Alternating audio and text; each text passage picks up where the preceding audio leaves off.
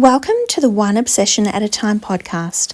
I'm Anastasia Lara, and around here, I follow the thing I can't stop thinking about, and I find out what it's here to teach me and you. Because I don't believe obsessions are random. I think they're your future self tugging you forward. Take a breath and let's get into it. One idea, one obsession, one episode at a time. Welcome to the first episode of One Obsession at a Time. And this month I am kicking off with alternative day fasting, also known as ADF in fasting forums and whatnot. It is not the first time that I've fasted. I have tried intermittent fasting before.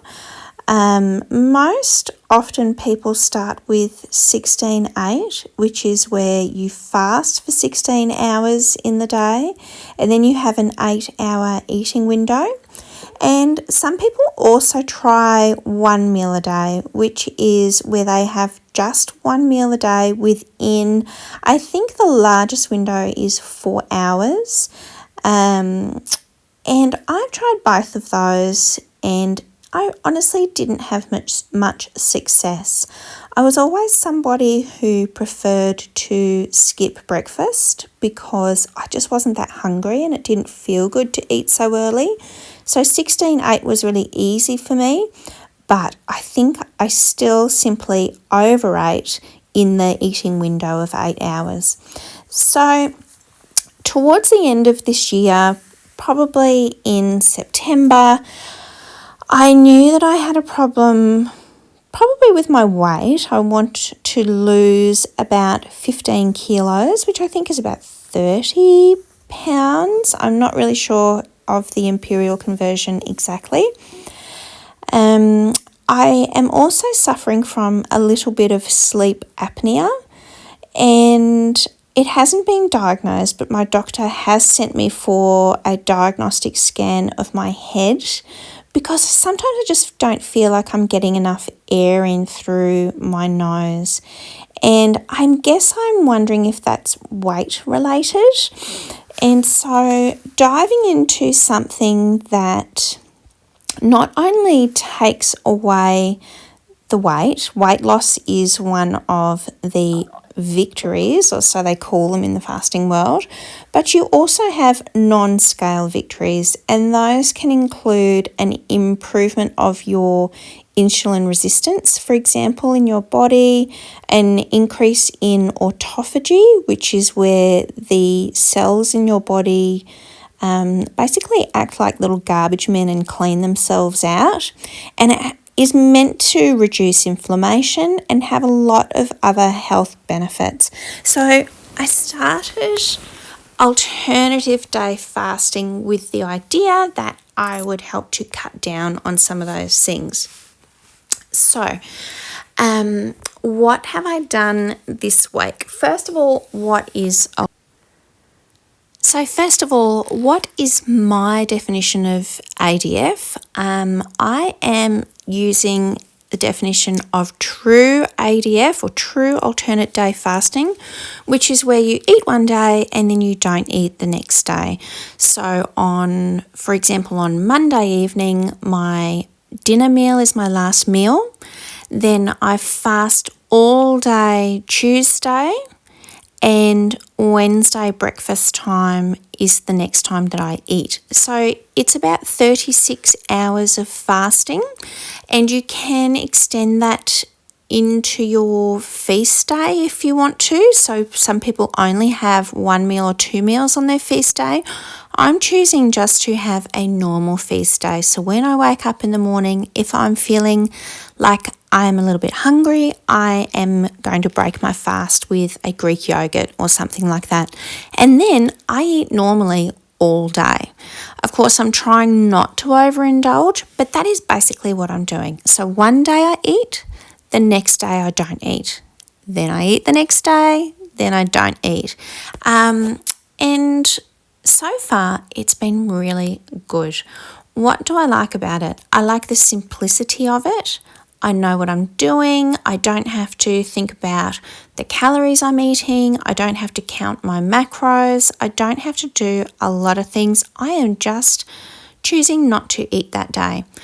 And then on my feast day, I can eat what I like, guilt-free, because I know that really any calories I do eat that day, I am sharing with the day before and the day after my feast day. So,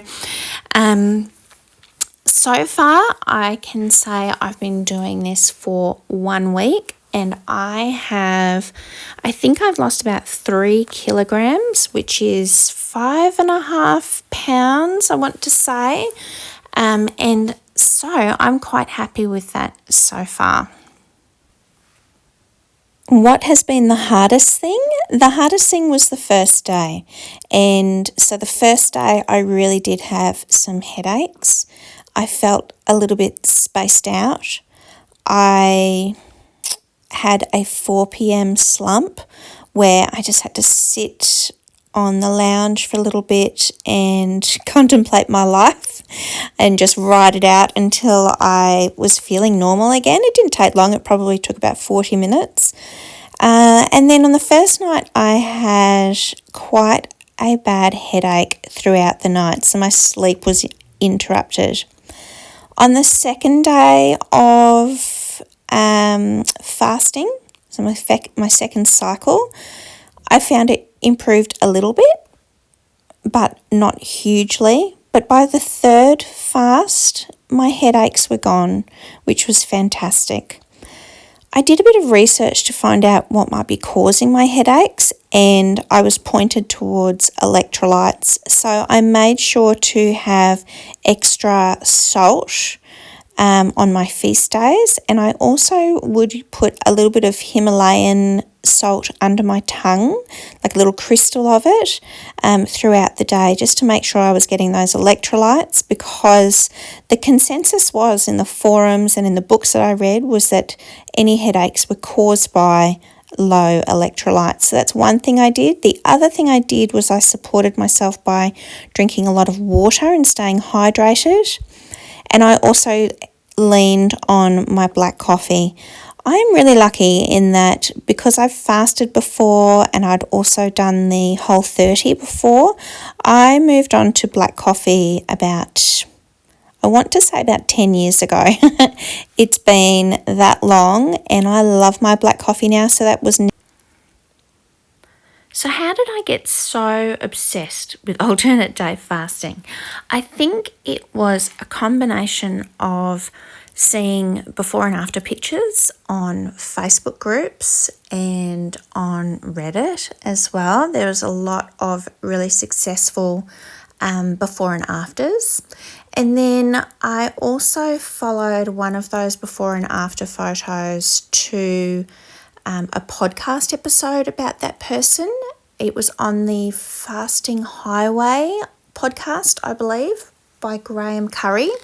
And the name of the lady in that podcast was Maria Murphy.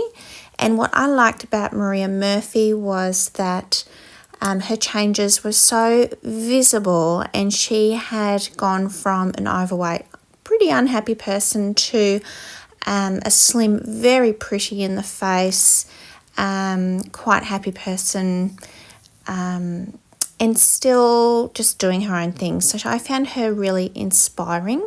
The other things I found inspiring were listening to other podcasts, such as the podcast of Jen Stevens. She also wrote the book Delay, Don't Deny and Feast, Fast, Repeat, which are fantastic for starting on your fasting journey if you've never fasted before. She has some phenomenal tips, and she even has a 28-day fast guide. I'm not sure if that's the exact title, but that is a wonderful companion book, and it actually talks you through the emotions of the fast and what is happening in your body every day, and even gives you some space to write your own thoughts about what went well, what didn't work so well, what you might tweak for the next day, because I found that quite helpful to realize or to just identify those things within my fasting day that I did well and that I would need to do again the next day. I didn't want to get to the point where I had a headache again at 3 o'clock in the afternoon and be wondering why, when I knew from other fasts it's probably because I haven't had enough salt or electrolytes in my diet. So they were some fantastic books. I was really motivated initially in fasting by the before and afters of just people who were doing 18-6, one meal a day, those sorts of eating windows. But I was blown away by Maria Murphy, and she had done alternate day fasting. She just got to the point where she was sick of herself, and I could really relate to that. So I just went, you know what, I'm going to do this too. I had never successfully fasted on a 1 meal a day regime. I'd never been able to make it 24 hours.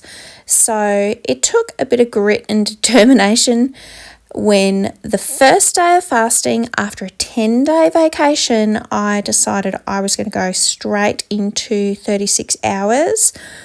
And damn, I did it. And I'm really proud of the fact that I did it. And I have done rolling alternate day fasting since that very first fast.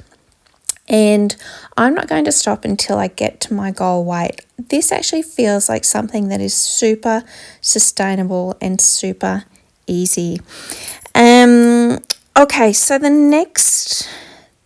once I had sort of identified that is what I wanted to do, I started doing some research on who were the best people to read about alternative day fasting, who had the best information, because Jen Stevens was fantastic for getting started and staying motivated, but she didn't have a lot of information on alternate day fasting, and I felt like I needed to really tap into what the experts were saying.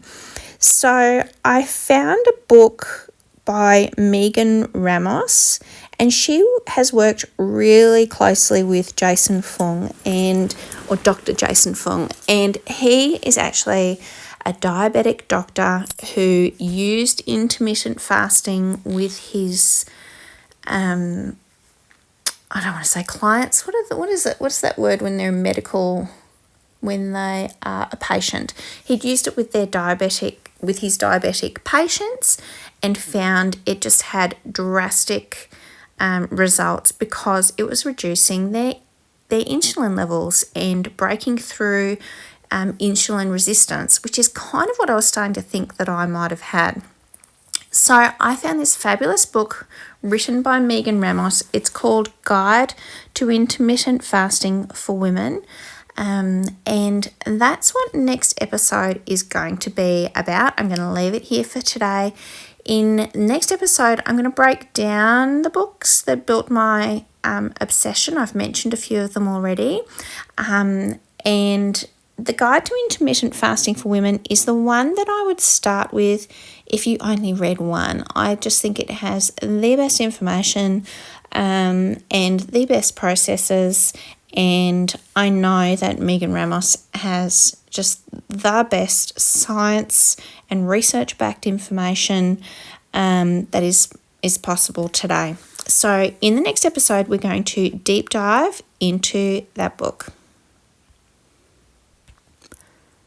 Thank you for listening, and I'll see you next time. Bye.